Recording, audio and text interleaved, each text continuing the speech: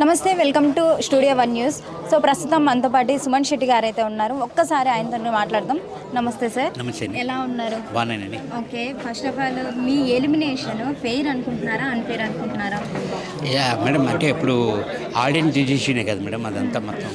ఇప్పుడు audience voting బట్టే వెళ్తున్నారు కాబట్టి అది నేను ఫెయిర్ అని అనుకుంటున్నాను మేడం. ఫెయిర్ అనుకుంటున్నారు అంటే మీరు ఎక్స్పెక్ట్ చేశారా ఇన్ని మంత్ అంటే ఇన్ని డేస్ వరకు ఉంటాను హౌస్లో అనేసి అనుకున్నారా మీరు ఎప్పుడు?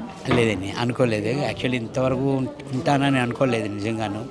కానీ ఇక్కడ వరకు still now I'm very happy madam. Okay okay sir. Sir first of all big బాస్కి వెళ్ళక ముందు ప్రేక్షకులతోటి మీ రెస్పాన్స్ ఎలా ఉంది? వచ్చిన తర్వాత ప్రేక్షకుల నుంచి మీ రెస్పాన్స్ ఎలా అనిపిస్తుంది? ఫస్ట్ మూవీ నాది జయం మేడం. అది సక్సెస్ కొట్టిన తర్వాత ఎంత హ్యాపీ అనిపించిందో మళ్ళీ బిగ్ బాస్కి వెళ్ళి వచ్చిన తర్వాత అంత హ్యాపీ అనిపించింది మేడం. ఓకే, సో మీ ఫ్యామిలీ వాళ్ళంతా ఎలా ఫీల్ అవుతున్నారు వన్స్ బిగ్ బాస్కి వెళ్ళేసి వచ్చిన తర్వాత? మీ వైఫ్ కానీ, మీ సన్ కానీ, మీ డాటర్ కానీ, ప్రతి ఒక్కరు కూడా వాళ్ళు మొత్తం ఇంట్లో వాళ్ళందరూ చాలా చాలా happy madam. First of all వాళ్ళే మీరు బాగా గేమ్స్ ఆడారు, టాస్క్లన్నీ బాగా ఆడారు, బాగా మాట్లాడారని వాళ్ళు ఫస్ట్ వచ్చి ఉంటే బాగానే చేశారు అని అన్నారు మేడం. అవును సార్, నిజంగానే అంటే మిమ్మల్ని చూస్తే గేమ్స్ ఆడలేరు అన్నట్టుగా అనిపిస్తున్నారు. బయట టాక్ కూడా అదే వచ్చింది. కాకపోతే మీరు అక్కడికి వెళ్ళిన తర్వాత వన్స్ గేమ్ లైక్ దిగిన తర్వాత మాత్రం మీ గేమ్ అయితే 100% ఇచ్చేశారు. సో దాని తర్వాత కూడా సంజన గారితో ఎక్కడ నామినేట్ చేసినా కూడా సంజన గారిని నామినేట్ చేస్తున్నారు అన్నమాట. అంటే వన్స్ సిగరెట్ దాచిపెట్టినప్పటి నుంచి మీకు ఆవిడ పైన కొంచెం ఏమన్నా బ్యాడ్ ఒపీనియన్ అట్లా అనిపించి నామినేషన్లో వేస్తున్నారా ఏంటి అనేది? అలాగా నేను లేదు మేడం. అలాగంటే నాకు తనుజ ఏమైనా చేసిందా? తనుజ చేయలేదు.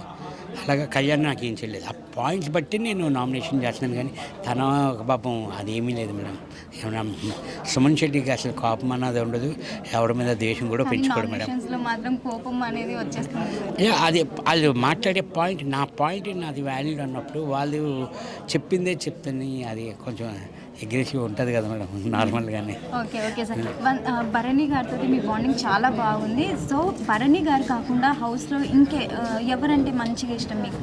మేడం అదే మేడం, ఇప్పుడు పాప అంటే ఇష్టమా, బాబు అంటే ఇష్టం అంటే చెప్పలేము మేడం. అందరూ నాకు ఇష్టం మేడం. ఎక్కువగా మా బనానా అన్న, భరణి అన్న. ఓకే, దాని తర్వాత సంజన గారిని కూడా లాస్ట్ వీక్లో నుంచి బాగా క్లోజ్ అయ్యారు సంజన గారితో. ఎందుకంటే మేడం తనకి మీరు చూస్తున్నారు లాస్ట్ 12th వీక్ నుంచి తనకి సపోర్ట్ ఇవ్వలేదు, ఎవరు ఇవ్వట్లేదు. అందుకని నేను అన్నీ గారు ఉంటే మాతో వచ్చి జాయిన్ అయ్యి మాతో మాట్లాడడం కానీ, నేను మాతో ఉండడం కానీ అని.